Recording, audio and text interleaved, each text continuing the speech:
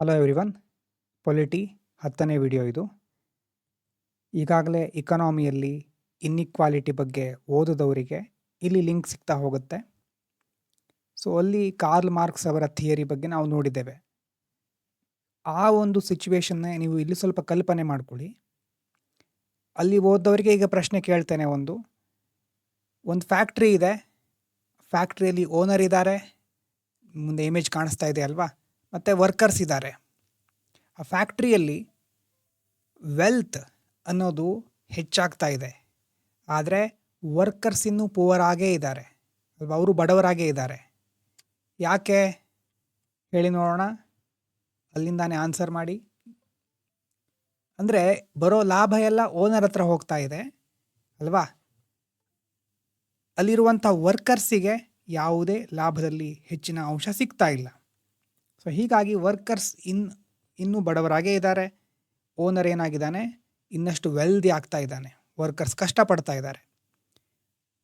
So ಅಲ್ಲಿ growth ಅಥವಾ benefit equal ಆಗಿ ಶೇರ್ ಆಗ್ತಾ ಇಲ್ಲ. ಇದು ಯಾವ ಸಂದರ್ಭ ಅಂತಂದರೆ ಇಂಡಸ್ಟ್ರಿಯಲ್ ರೆವಲ್ಯೂಷನ್ ಅಂತ ಕರಿತೇವೆ ನಾವು. ಅಂತಂದರೆ ಕೈಗಾರಿಕಾ ಕ್ರಾಂತಿ, ಬ್ರಿಟನ್ನಲ್ಲಾಗಿರಬಹುದು, ಬೇರೆ ಬೇರೆ ದೇಶಗಳಲ್ಲಿ ವಿವಿಧ ಹಂತಗಳಲ್ಲಿ ಕೈಗಾರಿಕಾ ಕ್ರಾಂತಿ ಆಗುತ್ತೆ. ಆ ಕೈಗಾರಿಕಾ ಕ್ರಾಂತಿಯಿಂದ ಆಗಿದ್ದು ಹುಟ್ಕೊಂಡಿದ್ದೇನು, ಕ್ಯಾಪಿಟಲಿಸಮ್ ಅಲ್ವಾ. ಕ್ಯಾಪಿಟಲಿಸಮ್, ಆ ಕ್ಯಾಪಿಟಲಿಸಮಿಂದ ಏನಾಗುತ್ತೆ, ವೆಲ್ತ್ ಕ್ರಿಯೇಟ್ ಆಗುತ್ತೆ, ಆದರೆ ಎಲ್ರಿಗೂ ಈಕ್ವಲ್ ಆಗಿ ಡಿಸ್ಟ್ರಿಬ್ಯೂಟ್ ಆಗೋದಿಲ್ಲ. ಇದರಿಂದಾಗಿ ಆಗೋದು ಇಕನಾಮಿಕ್ ಇನ್ಇಕ್ವಾಲಿಟಿ. ಹೀಗಾಗಿ ಅಲ್ಲಿ ಅಸಮಾನತೆ ಹೆಚ್ಚು ಕಾಣಿಸ್ಕೊಳ್ತಾ ಹೋಗುತ್ತೆ ಅನ್ನುವಂಥ ಒಂದು ಥಿಯರಿಯನ್ನು ಸಹ ನಾವು ನೋಡಿದ್ದೇವೆ ಎಕನಾಮಿಯಲ್ಲಿ. ಸೊ ಇಕನಾಮಿಕ್ ಇನ್ಇಕ್ವಾಲಿಟಿಯನ್ನು ಕಡಿಮೆ ಮಾಡಬೇಕು ಅಂತಾದರೆ ಒಂದು ದಾರಿ ಇದೆ, ಅದಕ್ಕೆ ಸೋಷಿಯಲಿಸಮ್ ಅಂತ ಕರೀತಾರೆ. ಇದು ಕೆಲವರ ಒಂದು ಥಿಯರಿ. ಕಾರ್ಲ್ ಮಾರ್ಕ್ಸ್ ಅವರದ್ದು ಕಮ್ಯುನಿಸ್ಟ್ ಸಿದ್ಧಾಂತ, ದಾಸ್ ಕ್ಯಾಪಿಟಲ್ ಅನ್ನುವಂಥ ಬುಕ್ಕಿನ ಬಗ್ಗೆ ಎಲ್ಲ ನೋಡಿದ್ದೀವಿ ಇಕನಾಮಿಯಲ್ಲಿ. ಕಮ್ಯುನಿಸಮ್ ಎಸ್ಟಾಬ್ಲಿಷ್ ಆಗಬೇಕು ಅಂತ ಆದರೆ ಅದಕ್ಕಿರುವಂತಹ ಒಂದು ದಾರಿ, ಆ ದಾರಿಯಲ್ಲಿ ಸಾಗಬೇಕಾದ್ರೆ ಸೋಷಿಯಲಿಸಮ್ ಸಹ ಬರುತ್ತೆ ಅಲ್ವಾ. ಸೊ ಇಲ್ಲಿ ಇವತ್ತು ನಾವು ಮೊದಲನೇ ಕಾನ್ಸೆಪ್ಟ್, ಇದು ಎರಡು ಮುಖ್ಯವಾದ ಕಾನ್ಸೆಪ್ಟನ್ನು ಡಿಸ್ಕಸ್ ಮಾಡ್ತೇವೆ. ಮೊದಲನೇದು ಸೋಷಿಯಲಿಸಮ್. ಸೊ ಸೋಷಿಯಲಿಸಮ್ ಹೇಗೆ ಹುಟ್ಟುಕೊಳ್ತು ಅನ್ನೋದು ಒಂದು ಐಡಿಯಾ ಬಂತ. ಈಗ ಯಾವಾಗ ಕೈಗಾರಿಕಾ ಕ್ರಾಂತಿ ಆಯಿತೋ ಕ್ಯಾಪಿಟಲಿಸಮ್ಗೆ ಅದು ದಾರಿ ಮಾಡಿಕೊಡುತ್ತೆ, ವೆಲ್ತ್ ಒಂದೇ ಕಡೆ ಕಾನ್ಸಂಟ್ರೇಟ್ ಆಗುತ್ತೆ, ಇಕನಾಮಿಕ್ ಇನ್ಇಕ್ವಾಲಿಟಿ ಹೆಚ್ಚಾಗ್ತಾ ಹೋಗುತ್ತೆ. ಹಾಗಾಗಿ ಸಮಾಜದಲ್ಲಿ ಸಮಾಜವಾದ, ಸೋಷಿಯಲಿಸಮ್ ಎನ್ನುವಂಥ ಚಿಂತನೆ ಆ ಇನ್ಇಕ್ವಾಲಿಟಿಗೆ ಪ್ರತಿಕ್ರಿಯೆಯಾಗಿ ಬೆಳೆಯುತ್ತೆ. ಇದು ವರ್ಲ್ಡ್ ಲೆವೆಲಲ್ಲಿ. ಇನ್ನು ಭಾರತಕ್ಕೆ ಸಂಬಂಧಪಟ್ಟ ಹಾಗೆ 1947ನಲ್ಲಿ ನಮಗೇನಾಯಿತು, ಸ್ವಾತಂತ್ರ್ಯ ಸಿಕ್ತು ಅಲ್ವಾ. ಸ್ವಾತಂತ್ರ್ಯ ಸಿಕ್ಕಿದ ನಂತರ ನಮಗೆ ಪೊಲಿಟಿಕಲ್ ಇಂಡಿಪೆಂಡೆನ್ಸ್ ಸಿಕ್ಕಿದೆ. ಪೊಲಿಟಿಕಲ್ ಇಂಡಿಪೆಂಡೆನ್ಸ್ ಅಂತಂದರೆ ನಮಗೆ ನಮ್ಮ ದೇಶದ, ನಾವು ಹೇಳ್ತೀವಲ್ವ, ಸಾರ್ವಭೌಮತ್ವ, ಇಂಡಿಪೆಂಡೆನ್ಸು, ಏನೇನು ಹೇಳ್ತೇವೆ ನಾವು, ನಮ್ಮದೇ ಆದಂಥ ವ್ಯಾಲ್ಯೂಗಳು, ಅದೆಲ್ಲ ನಮಗೆ ಸಿಕ್ತು, ಸಾವರನಿಟಿ ಅದೆಲ್ಲ. ಆದರೆ ಒಬ್ಬ ವ್ಯಕ್ತಿ ಸ್ವಾತಂತ್ರ್ಯ ಸಿಕ್ಕಿದ ಮೇಲೂ ಬಡವನಾಗಿ ಊಟ, ಉದ್ಯೋಗ, ಶಿಕ್ಷಣ, ಆರೋಗ್ಯ ಇಲ್ಲದೆ ಇದ್ದರೆ ನಿಜವಾಗ್ಲೂ ಅವನಿಗೆ ಸ್ವಾತಂತ್ರ್ಯ ಸಿಕ್ಕಿದಾಗ ಪ್ರಶ್ನೆ ಬರುತ್ತೆ ಅಲ್ವಾ. ಒಬ್ಬ ವ್ಯಕ್ತಿಗೆ ಸ್ವಾತಂತ್ರ್ಯ ಅಂತಂದರೆ ಕೇವಲ ವೋಟಿಂಗ್ ರೈಟ್ಸ್ ಅಲ್ಲ, ನಮ್ಮ ದೇಶದ ನಾಯಕರನ್ನು ನಾವೇ ಆಯ್ಕೆ ಮಾಡ್ತೇವೆ, ಹಾಗಾಗಿ ನಮಗೆ ಸ್ವಾತಂತ್ರ್ಯ ಸಿಕ್ಕಿದೆ. ಇದು ಮಾತ್ರ ಸ್ವಾತಂತ್ರ್ಯ ಅಲ್ಲ. ಸ್ವಾತಂತ್ರ್ಯ ಅಂತಂದರೆ ಇಕನಾಮಿಕ್ ಆ್ಯಂಡ್ ಸೋಷಿಯಲ್ ಜಸ್ಟಿಸ್ ಸಹ ಇರಬೇಕಲ್ಲಿ ಅಲ್ವಾ. ಪೊಲಿಟಿಕಲ್ ಫ್ರೀಡಮ್ ಜೊತೆ ಇಕನಾಮಿಕ್ ಮತ್ತು ಸೋಷಿಯಲ್ ಜಸ್ಟಿಸ್, ಆರ್ಥಿಕವಾಗಿ ಸಾಮಾಜಿಕವಾಗಿ ಆ ಒಂದು ವ್ಯಕ್ತಿಗೆ ನ್ಯಾಯ ಸಿಗಬೇಕು, ಬೆನಿಫಿಟ್ಸ್ಗಳು ಈಕ್ವಲ್ ಆಗಿ ಶೇರ್ ಆಗಬೇಕು. ಸೊ ಹಾಗಾಗಿ ಭಾರತದಲ್ಲಿ ಇಂಡಿಯನ್ ಸೋಷಿಯಲಿಸಮ್ ಅನ್ನುವಂಥ ಕಾನ್ಸೆಪ್ಟ್ ಹುಟ್ಟುಕೊಳ್ಳುತ್ತೆ. ಹಾಗಾದರೆ ಏನು ಇಂಡಿಯನ್ ಸೋಷಿಯಲಿಸಮ್ ಅಂತಂದರೆ? ಈಗ ಸೋಷಿಯಲಿಸಮ್ ಅಂತಂದರೆ ಎಲ್ಲ ದೇಶಗಳಲ್ಲೂ ಒಂದೇ ರೀತಿ ಸಿಸ್ಟಮ್ ಇರೋದಿಲ್ಲ, ಬೇರೆ ಬೇರೆ ರೀತಿ ಇರುತ್ತೆ. ಎರಡು ಮುಖ್ಯವಾದದ್ದು ಸ್ಟೇಟ್ ಸೋಷಿಯಲಿಸಮ್, ಇನ್ನೊಂದು ಡೆಮಾಕ್ರೆಟಿಕ್ ಸೋಷಿಯಲಿಸಮ್ ಅಂತ. ಸಮಾಜವಾದ ಅಂದ ತಕ್ಷಣ ಎಲ್ಲ ಕಡೆ ಒಂದೇ ಅಂತ ಅಂದ್ಕೋಬಾರ್ದು. ಸ್ಟೇಟ್ ಸೋಷಿಯಲಿಸಮ್ ಅಂತಂದರೆ ಮುಖ್ಯವಾಗಿ ಅಲ್ಲಿ ಸರ್ಕಾರ ಪ್ರತಿಯೊಂದನ್ನು ನೋಡ್ಕೊಳ್ತಾ ಇರುತ್ತೆ, ಸರ್ಕಾರವೇ ಓನರ್ ಆಗಿರುತ್ತೆ, ಪ್ರೈವೇಟ್ ಪ್ರಾಪರ್ಟಿಗೆ ರೆಸ್ಟ್ರಿಕ್ಷನ್ಸ್ ಇರುತ್ತೆ, ಸೆಂಟ್ರಲೈಸ್ಡ್ ಕಂಟ್ರೋಲ್, ಮುಖ್ಯವಾಗಿ ಒಂದು ಸ್ಥಾನದಿಂದ ಸರ್ಕಾರ ಎಲ್ಲವನ್ನು ನಿಭಾಯಿಸ್ತಾ ಇರುತ್ತೆ, ಮತ್ತು ಇದು ಮುಖ್ಯವಾಗಿ ಮಾರ್ಕ್ಸಿಸ್ಟ್ ಇನ್ಫ್ಲೂಯೆನ್ಸ್, ಕಾರ್ಲ್ ಮಾರ್ಕ್ಸ್ ಅವರ ಒಂದು ಥಿಯರಿಯಿಂದ ಪ್ರಭಾವಿತಗೊಂಡಂತಹ ಸಿದ್ಧಾಂತ ಸ್ಟೇಟ್ ಸೋಷಲಿಸಮ್ ಅಲ್ವಾ. ಕಾರ್ಲ್ ಮಾರ್ಕ್ಸ್ ಅವರ ಸಿದ್ಧಾಂತದಲ್ಲಿ ಬರುತ್ತೆ ನೋಡಿ ಸೋಷಲಿಸಮ್. ಆ ಸಿದ್ಧಾಂತದ ಒಂದು ಪ್ರಮುಖ ತತ್ವ ಅಥವಾ ಅದಕ್ಕೆ ಇರುವಂಥ ಹಾದಿ, ಕಮ್ಯುನಿಸಮ್ಗೆ ಇರುವಂಥ ಹಾದಿ ಇದು ಸ್ಟೇಟ್ ಸೋಷಲಿಸಮ್. ಇದಾದ ಮೇಲೆ ಇನ್ನೊಂದಿದೆ ಡೆಮಾಕ್ರೆಟಿಕ್ ಸೋಷಲಿಸಮ್. ಸ್ಟೇಟ್ ಸೋಷಲಿಸಮ್ ಏನಾಗುತ್ತೆ, ಗೌರ್ಮೆಂಟ್ ಏನು ಮಾಡುತ್ತೆ, ಎಲ್ಲ ಫ್ಯಾಕ್ಟ್ರಿ, ಇಂಡಸ್ಟ್ರಿ ಪ್ರತಿಯೊಂದನ್ನು ಸಹ ತನ್ನ ವಶಕ್ಕೆ ತೆಗೆದುಕೊಂಡು ಬಿಡಬಹುದು. ಆವಾಗ ಪ್ರೈವೇಟ್ ಸೆಕ್ಟರಿಗೆ ಜಾಗನೇ ಉಳಿಯೋದಿಲ್ಲ ಅಲ್ವಾ. ಪ್ರೈವೇಟ್ ಸೆಕ್ಟರಿಗೆ ಆವಾಗ ಅವಕಾಶನೇ ಇರೋದಿಲ್ಲ. ಆವಾಗೇನಾಗುತ್ತೆ, ಇನ್ವೆಸ್ಟ್ಮೆಂಟ್ ಆಗೋದಿಲ್ಲ, ಕೆಲವು ವಲಯಗಳು ಹಿಂದುಳಿಬಹುದು, ಸರ್ಕಾರಕ್ಕೆ ಎಲ್ಲವನ್ನೂ ನಿಭಾಯಿಸ್ಲಿಕ್ಕೆ ಆಗದೇ ಇರಬಹುದು. ಸೊ ಇನ್ನೊಂದು ವಿಧ ಯಾವುದು, ಹಾಗಾಗಿ ಡೆಮಾಕ್ರೆಟಿಕ್ ಸೋಷಲಿಸಮ್ ಅಂತ ಹೇಳ್ತಾರೆ. ಅಂದರೆ ಇಲ್ಲಿ ನೋಡಿ, ಪಬ್ಲಿಕ್ ಅಂತಂದರೆ ಸರ್ಕಾರ, ಗೌರ್ಮೆಂಟ್ ಜೊತೆ ಪ್ರೈವೇಟ್ ಸಹ ಇನ್ವಾಲ್ವ್ ಆಗಿರುತ್ತೆ. ಪ್ರೈವೇಟ್ ಸೆಕ್ಟರಿಗೆ ಮುಖ್ಯವಾಗಿ ಅವಕಾಶ ಕೊಟ್ಟಿರ್ತಾರೆ. ಡೆಮಾಕ್ರೆಟಿಕ್ ಫ್ರೇಮ್ವರ್ಕ್ನಲ್ಲಿ ಎಲ್ಲ ಕಾರ್ಯನಿರ್ವಹಿಸ್ತಾ ಇರುತ್ತೆ.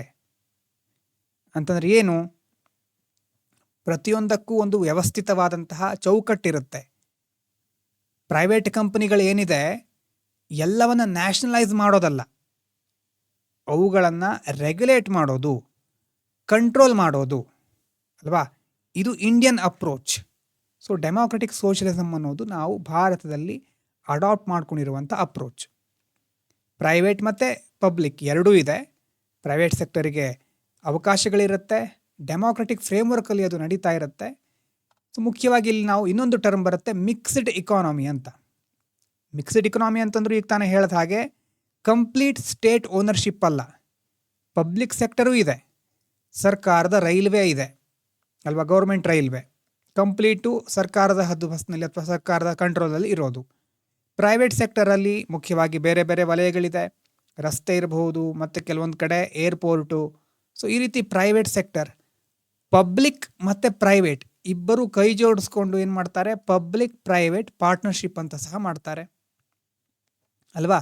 ಸೊ ಮಾರ್ಕೆಟ್ ಮತ್ತು ಸ್ಟೇಟ್ ಇಕನಾಮಿಕ್ ಗ್ರೋತು ಸಹ ಆಗಬೇಕು, ಸೋಷಿಯಲ್ ವೆಲ್ಫೇರ್ ಸಹ ಆಗಬೇಕು. ಇಕನಾಮಿಕ್ ಗ್ರೋ ಆಗಲಿಕ್ಕೆ ಪ್ರೈವೇಟ್ ಸೆಕ್ಟರ್ ಬೇಕು, ಸೋಷಿಯಲ್ ವೆಲ್ಫೇರಿಗೆ ಪಬ್ಲಿಕ್ ಸೆಕ್ಟರ್ ಬೇಕು ಅಲ್ವಾ. ಈಗ ಪ್ರೈವೇಟ್ ಸೆಕ್ಟರ್ ಒಂದೇ ಇದ್ದರೆ ಪ್ರೈವೇಟ್ ಸೆಕ್ಟರ್ ಏನು ಮಾಡುತ್ತೆ, ಪ್ರಾಫಿಟ್ ಕಡೆ ಫೋಕಸ್ ಮಾಡಿರುತ್ತೆ. ಪ್ರಾಫಿಟ್ಟಿಗೋಸ್ಕರ AI ಅಡಾಪ್ಟ್ ಮಾಡಿಕೊಂಡು ತುಂಬ ಜನರನ್ನ ಕೆಲಸದಿಂದ ತೆಗೆದುಹಾಕಬಹುದು ಆ ಒಂದು ಕಂಪ್ನಿ. ಆದರೆ ಪಬ್ಲಿಕ್ ಸೆಕ್ಟರ್ ಹಾಗೆ ಮಾಡಲಿಕ್ಕೆ ಆಗೋದಿಲ್ಲ. ಒಂದು ವೇಳೆ ಆ ಕಂಪ್ನಿ ಎಲ್ಲರನ್ನ ತೆಗೆದುಹಾಕ್ತು ಅಂತ ಆದರೆ ಅವರಿಗೆ ಕಾಂಪನ್ಸೇಷನ್ ಕೊಡೋದು ಅಥವಾ ಪರ್ಯಾಯ ವ್ಯವಸ್ಥೆನ ಒದಗಿಸೋದು ಅಥವಾ ಈ ಒಂದು ಪ್ರೈವೇಟ್ ಸೆಕ್ಟರ್ ಮೇಲೆ ನಿಯಂತ್ರಣವನ್ನು ಹೇರೋದು, ಸುಮ್ಮನೆ ಯಾರ್ಯಾರನ್ನು ತೆಗೆದುಹಾಕೋ ಹಾಗಿಲ್ಲ, ಮನಸ್ಸಿಗೆ ಬಂದ ಹಾಗೆ ಒಂದು ವೇಳೆ ಲೇ ಆಫ್ ಮಾಡೋ ಹಾಗಿಲ್ಲ. ಸೊ ಆ ರೀತಿ ರೆಗ್ಯುಲೇಷನನ್ನು ಮುಖ್ಯವಾಗಿ ಇಟ್ಕೊಳ್ಳೋದು ಪಬ್ಲಿಕ್ ಸೆಕ್ಟರ್. ಸೊ ಎರಡೂ ಸಹ ಮುಖ್ಯವಾಗಿರುತ್ತೆ ಎಲ್ಲಿ, ನಮ್ಮ ಇಂಡಿಯನ್ ಸೋಷಲಿಸಮಲ್ಲಿ. ಒಂದು ಕಡೆ ಪಬ್ಲಿಕ್ ಸೆಕ್ಟರ್ ಎಂಟರ್ಪ್ರೈಸಸ್ ಅಂತ ಕರಿತೇವೆ, ಪಬ್ಲಿಕ್ ಸೆಕ್ಟರ್ ಅಂಡರ್ಟೇಕಿಂಗ್ಸ್ ಅಂತ ಕರಿತೇವಲ್ವಾ, ಆ ರೀತಿ. ಇನ್ನೊಂದು ಕಡೆ ಟಾಟಾ, ಬಿರ್ಲಾ ಅಲ್ವಾ, ಈ ರೀತಿಯಾದಂತಹ ಪ್ರೈವೇಟ್ ಆಂಟ್ರಪ್ರಿನರ್ಸ್ ಅವರು ಇರ್ತಾರೆ. ಸೊ ಈ ಎರಡು ಮುಖ್ಯವಾದಂಥ ವಿಷಯಗಳಿದೆ ಭಾರತದ ಸೋಷಲಿಸಮಲ್ಲಿ. ಈ ಭಾರತದ ಮಾಡೆಲ್ ಹಿಂದೆ ಇಬ್ಬರು ಪ್ರಮುಖವಾದ ವ್ಯಕ್ತಿಗಳಿದ್ದಾರೆ. ಒಬ್ಬರು ಜವಾಹರ್ಲಾಲ್ ನೆಹರು ಅವರು. ನೆಹರು ಮತ್ತು ಇನ್ನೊಬ್ರು ಯಾರಿರಬಹುದು, ಇನ್ನೊಬ್ಬರು ನಿಮ್ಗೆ ಗೊತ್ತಿದೆ, ಗಾಂಧೀಜಿ. ನೆಹರು ಅವರ ಪ್ರಮುಖವಾದ ಆಶಯ ಏನಂತಂದರೆ, ಇಬ್ಬರೂ ಸಹ ಕೆಲವೊಂದು ಗೋಲನ್ನು ಸೇಮ್ ಇಟ್ಕೊಂಡಿದ್ರು. ಅದನ್ನು ನೆಹರು ಅವರು ಫೋಕಸ್ ಮಾಡಿರೋದು ಲಾರ್ಜ್ ಇಂಡಸ್ಟ್ರಿ, ದೇಶದಲ್ಲಿ ಕಾರ್ಖಾನೆಗಳಿರಬಹುದು ಅಥವಾ ಡ್ಯಾಮ್ಸ್ಗಳು, steel plant, state led development, ಇದರ ಕಡೆ ನೆಹರು ಅವರು ಫೋಕಸ್ ಮಾಡ್ತಾರೆ. ಇಬ್ಬರೂ ಬೇರೆ ಬೇರೆ ರೀತಿ ಇಕನಾಮಿಕ್ ಡೆವಲಪ್ಮೆಂಟನ್ನು ಅಪ್ರೋಚ್ ಮಾಡ್ತಾ ಇದ್ದಾರೆ. ನೆಹರು ಅವರು ಫೋಕಸ್ ಮಾಡಿರೋದು ಲಾರ್ಜ್ ಸ್ಕೇಲ್ ಇಂಡಸ್ಟ್ರಿ, ಅದರ ಮೇಲೆ. ಆದರೆ ಗಾಂಧೀಜಿಯವರು ಫೋಕಸ್ ಮಾಡಿದ್ದು ನೋಡಿ ಡಿಸೆಂಟ್ರಲೈಸೇಷನ್, ವಿಕೇಂದ್ರೀಕರಣ, ಕಾಟೇಜ್ ಇಂಡಸ್ಟ್ರಿಗಳು, ಟ್ರಸ್ಟಿಶಿಪ್. ಈ ವರ್ಷ ಬಂದಿರೋದು ಮೇನ್ಸ್ನಲ್ಲಿ ಕ್ವಶನ್ ಇದು, ಟ್ರಸ್ಟಿಶಿಪ್ ಬಗ್ಗೆ ಬಂದಿದೆ. ಸೊ ಕಾಟೇಜ್ ಇಂಡಸ್ಟ್ರಿಗಳು, ಗುಡಿ ಕೈಗಾರಿಕೆಗಳಿರ್ಬೋದು. ಸೊ ವಿಲೇಜ್ ಇಕಾನಮಿ ಮತ್ತು ಅದರ ಜೊತೆ ಮಾರಲ್ ರೆಸ್ಪಾನ್ಸಿಬಿಲಿಟಿ, ವೆಲ್ತ್ ಬಗ್ಗೆ ಅದೆಲ್ಲ ಹೇಳೋದು ಗಾಂಧೀಜಿಯವರು. ಸೊ ನೆಹರು ಅವರು ಮತ್ತು ಗಾಂಧೀಜಿ ಇಬ್ಬರ ಅಪ್ರೋಚ್ನಲ್ಲೂ ಡಿಫ್ರೆನ್ಸ್ ಇದೆ ಅಲ್ವಾ. ಆದರೆ ಎರಡೂ ಸಹ ಸೋಷಿಯಲಿಸಮ್ಗೆ ಒಂದು ರೀತಿ ಮುಖ್ಯವಾದ ಅಂಶಗಳನ್ನು ತಂದುಕೊಡುತ್ತೆ. ಇಂಡಿಯನ್ ಸೋಷಿಯಲಿಸಮ್ಗೆ ಸಂಬಂಧಪಟ್ಟಂಥ ಅಂಶಗಳು ಎರಡೂ ಕಡೆ ಇದೆ. ಇಬ್ಬರಿಂದನೂ ನಾವು ಪ್ರಮುಖವಾದ ವಿಷಯಗಳನ್ನು ಆಯ್ಕೆ ಮಾಡಿಕೊಳ್ತೇವೆ. ಇನ್ನು ಗಾಂಧೀಜಿಯವರದ್ದು ಟ್ರಸ್ಟಿಶಿಪ್ ಅಂತಂದರೆ, ಈಗ ವ್ಯಕ್ತಿ ಹತ್ರ ತುಂಬ ಸಂಪತ್ತಿದೆ, ಗಾಂಧೀಜಿಯವರು ಏನು ಹೇಳ್ಬೋದು, ಅದನ್ನು ಸಂಪೂರ್ಣ ಸರ್ಕಾರ ತೆಗೆದುಕೊಳ್ಬೇಕಾ ಅಥವಾ ಬೇರೆ ಏನಾದರೂ ಸೊಲ್ಯೂಷನ್ ಕೊಟ್ಟಿರಬಹುದಾ ಅವರು? ನೋಡಿ, ಗಾಂಧೀಜಿಯವರ ಟ್ರಸ್ಟಿಶಿಪ್ ಥಿಯರಿ ಪ್ರಕಾರ ವೆಲ್ದಿ ಪೀಪಲ್ ಏನಿದ್ದಾರೆ, ಅಂದರೆ ತುಂಬ ಶ್ರೀಮಂತರು, ಅವರು ತಮ್ಮ ವೆಲ್ತನ್ನು ಟ್ರಸ್ಟೀಸ್ಗಳಾಗಿರಬೇಕು. ಅಂತಂದರೆ ಆ ಸಂಪತ್ತನ್ನು ಅವರು ಪರ್ಸ್ನಲ್ ಬೆನಿಫಿಟ್ ಅಲ್ಲ, ಸೋಷಿಯಲ್ ವೆಲ್ಫೇರಿಗೋಸ್ಕರ ಬಳಸಬೇಕು, ಸಮಾಜದ ಕಲ್ಯಾಣಕ್ಕೋಸ್ಕರ ಬಳಸಬೇಕು. ಅದು ಗಾಂಧೀಜಿಯವರ ಟ್ರಸ್ಟಿಶಿಪ್ ಪ್ರಿನ್ಸಿಪಲ್ಲು. ಸೊ ಈ ಒಂದು ಐಡಿಯಾ ಇದೆಯಲ್ವಾ, ಟ್ರಸ್ಟಿಶಿಪ್ ಅನ್ನೋದು, ಸೊ ಇದು ಬರೀ ಥಿಂಕರ್ಸ್ಗಳು ಥಿಂಕ್ ಮಾಡಲಿಕ್ಕೆ ಮಾತ್ರ ಇರೋದಲ್ಲ, ಅದು ಮುಂದೆ ನಮ್ಮ ಕಾನ್ಸ್ಟಿಟ್ಯೂಷನಲ್ಲಿ ಸೋಷಲ್ ಜಸ್ಟಿಸ್ಸಿಗೆ ಒಂದು ಮಾರ್ಗವನ್ನು ಹಾಕ್ಕೊಡುತ್ತೆ. ಉದಾಹರಣೆಗೆ D P S P directive principle of state policy. So ಅಲ್ಲಿ ಪಾರ್ಟ್ 4 ಇದೆಯಲ್ವಾ ಅದು. ಆ ಸಂದರ್ಭದಲ್ಲಿ ನಾವೇ ನೋಡ್ತೇವೆ, ಆರ್ಟಿಕಲ್ 38 ಇನ್ಇಕ್ವಾಲಿಟಿ ಕಡಿಮೆ ಆಗಬೇಕು, 39B ಎಲ್ಲರ ಒಳಿತಿಗಾಗಿ ಮಟೀರಿಯಲ್ ರಿಸೋರ್ಸ್ಗಳನ್ನು ಡಿಸ್ಟ್ರಿಬ್ಯೂಟ್ ಮಾಡಬೇಕು. ಸೊ ಈ ರೀತಿಯಾಗಿ ಅಲ್ಲಿ ಸಮಾಜವಾದದ ಆಶಯಗಳು ನಮಗೆ ಕಂಡುಬರುತ್ತೆ. 39 ಮತ್ತು 39C ಇದೆ, ಏನು, ಪ್ರಿವೆಂಟ್ ಕಾನ್ಸಂಟ್ರೇಷನ್ ಆಫ್ ವೆಲ್ತ್. ಒಂದೇ ವ್ಯಕ್ತಿಯ ಹತ್ರ ಎಲ್ಲ ಸಂಪತ್ತು ಕ್ರೋಢೀಕರಣ ಆಗಿರಬಾರ್ದು, ಆ ಕಾನ್ಸಂಟ್ರೇಷನ್ ಆಫ್ ವೆಲ್ತನ್ನು ನಾವು ಪ್ರಿವೆಂಟ್ ಮಾಡಬೇಕು. ಹಾಗಾಗಿ ಒಂದು ಏನು ಕ್ಲಿಯರ್ ಆಗ್ತಾ ಇದೆ ಇಲ್ಲಿ, ಇಂಡಿಯನ್ ಸೋಷಿಯಲಿಸಮ್ ಅಂತಂದರೆ ಬರೀ ಸ್ಟೇಟ್ ಓನರ್ಶಿಪ್ ಮಾತ್ರ ಅಲ್ಲ, ಅದರ ಜೊತೆ ಇನ್ನೇನಿದೆ, ಸೋಷಿಯಲ್ ಜಸ್ಟಿಸ್ ಎರಡೂ ಪಾರ್ಟು ಇದೆ. ಸ್ಟೇಟ್ ಓನರ್ಶಿಪ್ ಅನ್ನೋ ಬಂದಿರೋದು, ಆ ಒಂದು ಕಾನ್ಸೆಪ್ಟ್ ಬಂದಿರೋದು ಯಾರಿಂದ? ನೆಹರು ಅವರಿಂದ. ಗಾಂಧೀಜಿಯವರಿಂದ ಬಂದಿರೋದು ಯಾವ ಕಾನ್ಸೆಪ್ಟು? Social justice. ಸೊ ಎರಡೂ ರೀತಿಯಾದಂಥ ಡೈಮೆನ್ಷನ್ಗಳನ್ನು ನಾವು ಇಂಡಿಯನ್ ಸೋಷಿಯಲಿಸಮಲ್ಲಿ ನೋಡಬಹುದು. ಇದು ಮೊದಲಿತ್ತು, ಆದರೆ 1991 ಇಕನಾಮಿಕ್ ರಿಫಾರ್ಮ್ ಆಯ್ತಲ್ವಾ, ಆವಾಗ ಹಾಗಾದರೆ ಈ ಐಡಿಯಾ ಏನಾಯಿತು, ಭಾರತದ ಸೋಷಿಯಲಿಸಮ್ ಅನ್ನೋದು ಬದಲಾಗ್ಬಿಡ್ತಾ ಅಂತ ನಾವು ಕೇಳ್ಕೊಂಡ್ರೆ ಅಲ್ವಾ, ನಮ್ಮ ಸಂವಿಧಾನದಲ್ಲಿ ತುಂಬ ಬೇರೆ ಬೇರೆ ಅಂಶಗಳಿದೆ. ಸೋಷಲಿಸ್ಟ್ ಅಂತ ಇದೆ, ಪ್ರಿಯಾಂಬಲ್ನಲ್ಲೇ ಇದೆ ಅಲ್ವಾ, ಸೋಷಲಿಸ್ಟ್ ಅಂತ ಹೇಳ್ತೇವೆ. LPG ರಿಫಾರ್ಮ್ಸ್ ಆಗುತ್ತೆ. LPG ರಿಫಾರ್ಮ್ಸ್ನ ಮುಖ್ಯವಾದ ಅಂಶಗಳೇನು? Liberalisation, privatisation, globalisation. ಹಾಗಾದರೆ ಭಾರತ ತನ್ನ ಸೋಷಿಯಲಿಸಮನ್ನು ಬಿಟ್ಕೊಟ್ಬಿಡ್ತಾ ಆವಾಗ. ಯಾಕಂದರೆ ನಾವು ಪ್ರೈವೇಟ್ ಸೆಕ್ಟರು ಮತ್ತು ಗ್ಲೋಬಲ್ ಮಾರ್ಕೆಟ್ಸ್ಗೆಲ್ಲ ಎಕಾನಮಿಯನ್ನು ಓಪನ್ ಮಾಡ್ತೇವೆ. ನಮ್ಮ ಸೋಷಿಯಲಿಸಮ್ ಏನಾಯಿತು ಆವಾಗ ಅಂತ ಕೇಳಬಹುದು ಅಲ್ವಾ. ಆವಾಗ ಮುಖ್ಯವಾಗಿ ನಾವು ನಮ್ಮ ಇಕನಾಮಿಕ್ ಸ್ಟ್ರಾಟಜಿನ ಚೇಂಜ್ ಮಾಡ್ಕೊಳ್ತೇವೆ ಅಷ್ಟೇ. ಸೋಷಿಯಲ್ ವೆಲ್ಫೇರ್ ಅನ್ನುವಂಥ ಆಬ್ಜೆಕ್ಟ್ ಇದೆಯಲ್ವ ನಮ್ಮದು, ಅದು ಕಂಟಿನ್ಯೂ ಆಗುತ್ತೆ. ಅಂತಂದರೆ ಜಗತ್ತಿನ ಜೊತೆ ನಾವು ಈಗ ಹೆಚ್ಚಿನ ಸಂಪರ್ಕವನ್ನು ಇಟ್ಕೊಳ್ತಾ ಇದ್ದೇವೆ. ಅದೇ ಸಂದರ್ಭದಲ್ಲಿ ನಮ್ಮ ದೇಶದ ಪ್ರಮುಖ ಆದ್ಯತೆಗಳನ್ನು ನಾವು ಬಿಟ್ಟುಕೊಡೋದಿಲ್ಲ. ಸೋಷಿಯಲ್ ವೆಲ್ಫೇರ್ ಇರಬಹುದು, ಇನ್ಇಕ್ವಾಲಿಟಿ ರಿಡಕ್ಷನ್ ಇರಬಹುದು, ಆ ಬ್ರಾಡರ್ ಆಬ್ಜೆಕ್ಟಿವ್ಗಳು ಡಿಸಪಿಯರ್ ಆಗೋದಿಲ್ಲ. ಹಾಗಾಗಿ ಅದೆರಡನ್ನೂ ಸಹ ನಾವು ಬ್ಯಾಲೆನ್ಸ್ ಮಾಡ್ಕೊಂಡು ಹೋಗ್ತೇವೆ. ಸೊ 1991 ನಮ್ಮ ಗೋಲನ್ನು ಅಬಾಂಡನ್ ಮಾಡಲಿಲ್ಲ ನಾವು. ಅಂತಂದರೆ ಏನು, ಮುಖ್ಯವಾಗಿ ಸೋಷಿಯಲ್ ಜಸ್ಟಿಸ್ ಅನ್ನುವಂಥ ಗೋಲನ್ನು ನಾವು ಬಿಟ್ಟುಕೊಡ್ಲಿಲ್ಲ, ಅದರ ಸ್ಟ್ರಾಟಜಿಯನ್ನು ಬದಲು ಮಾಡ್ಕೊಳ್ತೇವೆ. ಸೊ ಮಾರ್ಕೆಟ್ ಓರಿಯೆಂಟೆಡ್ ಇಕನಾಮಿ ಜೊತೆ ನಾವೇನು ಮಾಡ್ತೇವೆ ಆವಾಗ, ಸೋಷಿಯಲ್ ವೆಲ್ಫೇರ್ ಅದನ್ನು ಸಹ ಅಡಾಪ್ಟ್ ಮಾಡ್ಕೊಳ್ತೇವೆ, ಎರಡನ್ನೂ ಒಟ್ಟಿಗೆ. ಅಂತಂದರೆ ನಮ್ಮ ಡೆಸ್ಟಿನೇಷನ್ ಸೇಮು, ಆದರೆ ಸ್ವಲ್ಪ ಪಾತ್ನಲ್ಲಿ, ರೋಡ್ನಲ್ಲಿ ಈಗ ಸ್ವಲ್ಪ ಬದಲಾವಣೆ ಮಾಡ್ಕೊಳ್ತಾ ಇದ್ದೇವೆ. 1991 ನಂತರ ಇಕನಾಮಿಕ್ ಸ್ಟ್ರಾಟಜಿ ಮತ್ತು ಮಾರ್ಕೆಟ್ ಓರಿಯೆಂಟೇಷನ್ ಎರಡು ಹೆಚ್ಚಾಗುತ್ತೆ, ಅಂತಂದರೆ ಬೇರೆ ಬೇರೆ ರೂಪವನ್ನು ಪಡ್ಕೊಳ್ಳುತ್ತೆ. ಇಂಡಿಯನ್ ಸೋಷಿಯಲಿಸಮಲ್ಲಿ ಮತ್ತೆ ಇನ್ನೊಂದು ಪ್ರಮುಖವಾದಂಥ ಅಂಶ ನಿಮಗೆ ಕೇಳಬಹುದು ಕೆಲವರು, ಇಂಡಿಯನ್ ಸೋಷಿಯಲಿಸಮ್ ಅಂತಂದರೆ ಎಲ್ಲರೂ ಏನು ಗೌರ್ಮೆಂಟಿನ ಅಧೀನದಲ್ಲಿರೋದಾ, ಸರ್ಕಾರದ ಹತ್ರನೇ ಎಲ್ಲ ಇರುತ್ತಾ ಅಂತ ಕೇಳಿದರೆ ಏನು ಹೇಳಬೇಕು? ಇಲ್ಲ, ಡೆಮಾಕ್ರಸಿಯಲ್ಲಿ ಇದ್ದೇವೆ ನಾವು, ಮಿಕ್ಸ್ಡ್ ಇಕನಾಮಿಯನ್ನು ಅಡಾಪ್ಟ್ ಮಾಡ್ಕೊಂಡಿದ್ದೇವೆ, ಸೋಷಿಯಲ್ ಜಸ್ಟಿಸ್ ಸಹ important, welfare important, reduction of inequality ಇದಿಷ್ಟು ಬಹಳ ಇಂಪಾರ್ಟೆಂಟು ಅಲ್ವಾ. ನಾವು ಸರ್ಕಾರಕ್ಕೆ ಮುಖ್ಯವಾಗಿ ಇಲ್ಲಿ ಪ್ರಾಮುಖ್ಯತೆ ಕೊಡ್ತಾನೇ ಇದ್ದೇವೆ, ಸರ್ಕಾರದ ಪ್ರಾಮುಖ್ಯತೆ ಇದ್ದೇ ಇದೆ. ಅದರ ಜೊತೆ ನಮ್ಮ ಗೋಲ್ಗಳು ಸಹ ಮೊದಲಿನ ಥರನೇ ಇದೆ. ಇಕಾನಮಿಯಲ್ಲಿ ಸ್ವಲ್ಪ ಚೇಂಜಸ್ ಆಗಿದೆ. ಸೋಷಿಯಲ್ ಜಸ್ಟಿಸ್ ಇರಬಹುದು, ವೆಲ್ಫೇರ್ ಇರಬಹುದು, ಇನ್ಇಕ್ವಾಲಿಟಿ ರಿಡಕ್ಷನ್ ಇರಬಹುದು. ಈ ಗೋಲ್ಗಳು ಮೊದಲಿನ ಥರನೇ ಇದೆ. ಸೊ ಇವಿಷ್ಟು ಸೋಷಿಯಲಿಸಮ್ಗೆ ಸಂಬಂಧಪಟ್ಟಿರೋದು. ಅಂತಂದರೆ ಒಂದು ಸಾರಿ ನೋಡಿ, ಮೊದಲು ಬೇರೆ ಬೇರೆ ದೇಶಗಳಲ್ಲಿ, ಬ್ರಿಟನ್ ಇರಬಹುದು ಅಥವಾ ತುಂಬ ದೇಶಗಳಲ್ಲಿ ಕೈಗಾರಿಕಾ ಕ್ರಾಂತಿ ಆದಾಗ ಕ್ಯಾಪಿಟಲಿಸಮ್ ಅನ್ನುವಂಥ ಕಾನ್ಸೆಪ್ಟ್ ಹುಟ್ಟುಕೊಳ್ಳುತ್ತೆ, ವೆಲ್ತ್ ಕ್ರಿಯೇಟ್ ಆಗುತ್ತೆ, ಆಗ ಇನ್ಇಕ್ವಾಲಿಟಿ ಹೆಚ್ಚಾಗುತ್ತೆ. ಅದಕ್ಕೆ ಒಂದು ಪರಿಹಾರ ಅಂತಂದರೆ ಸೋಷಿಯಲಿಸಮ್ ಅನ್ನೋದು ಕೆಲವರ ವಾದ.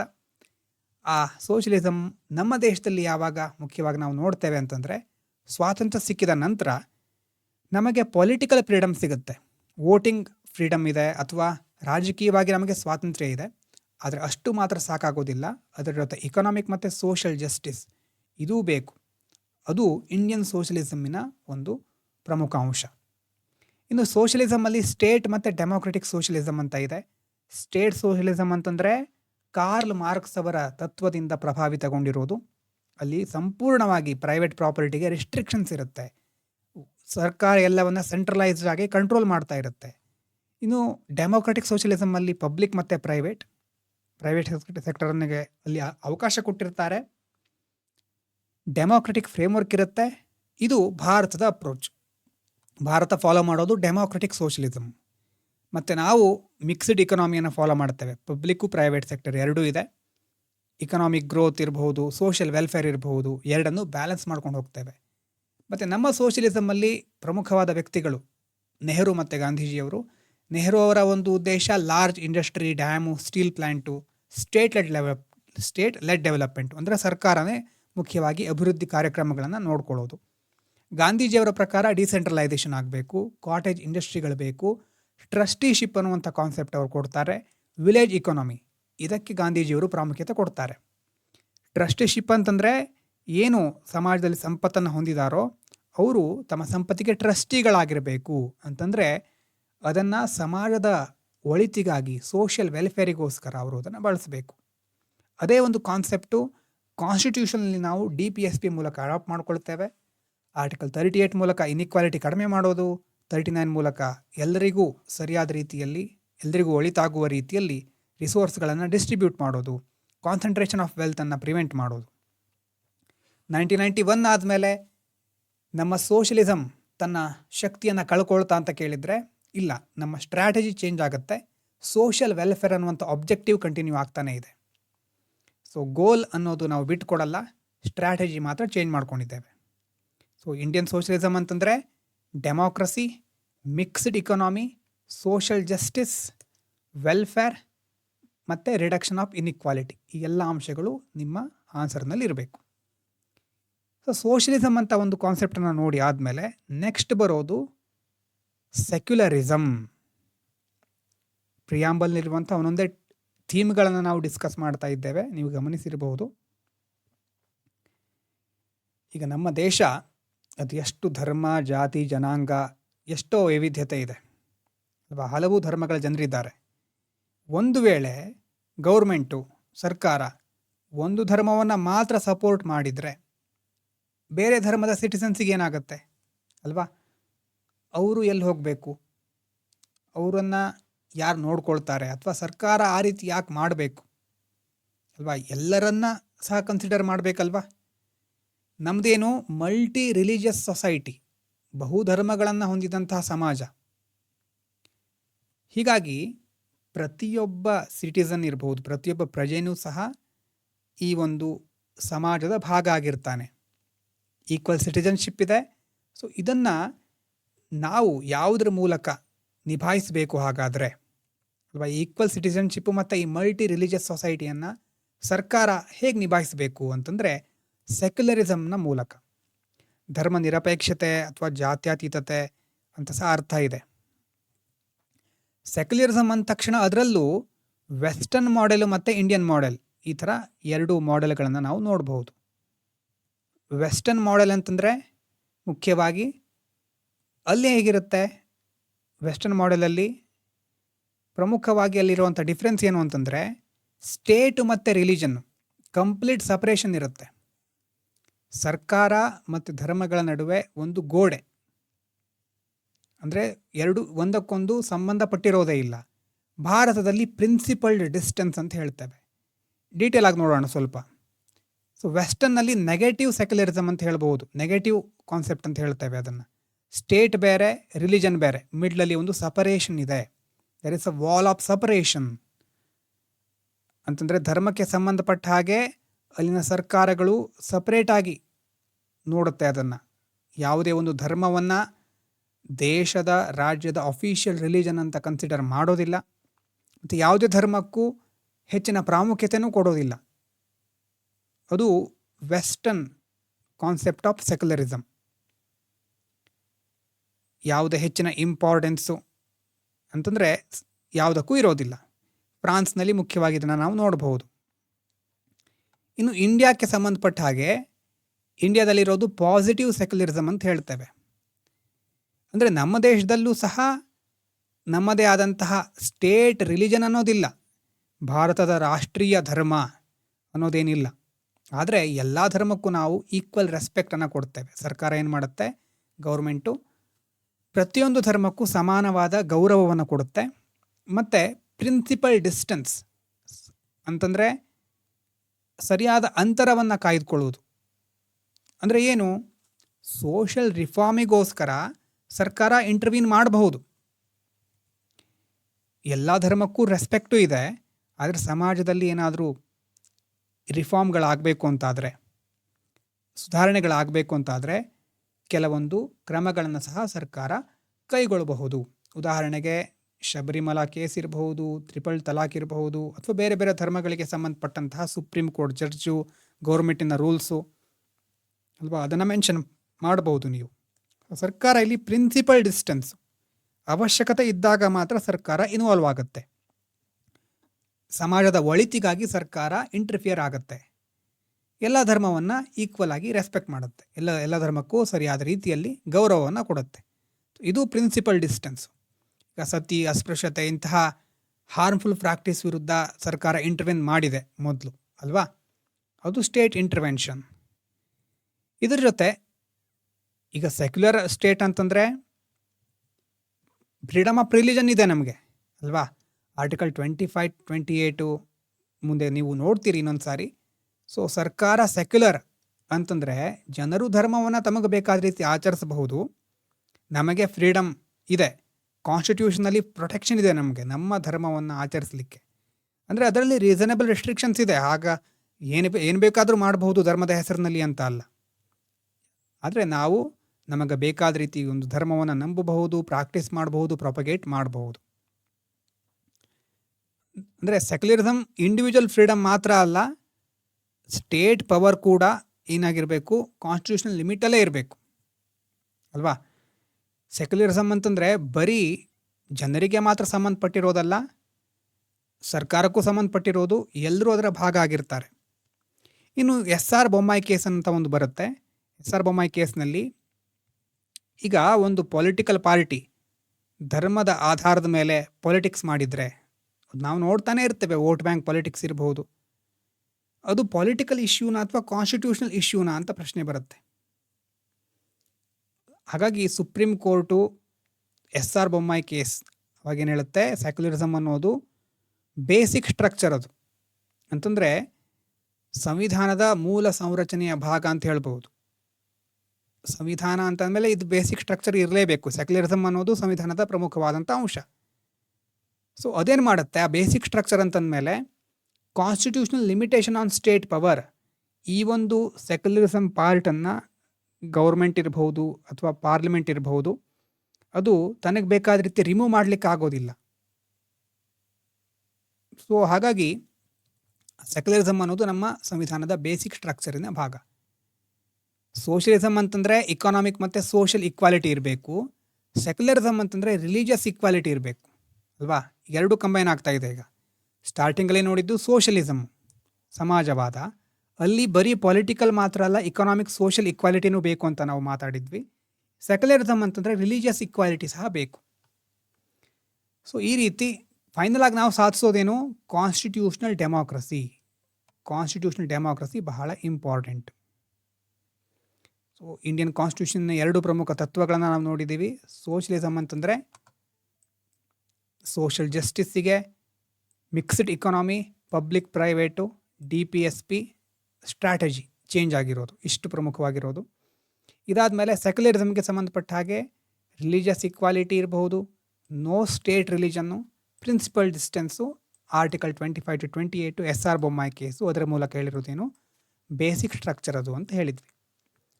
ಇವಿಷ್ಟು 2 ಕಾನ್ಸೆಪ್ಟಿನ ಬೇಸಿಕ್ಸ್.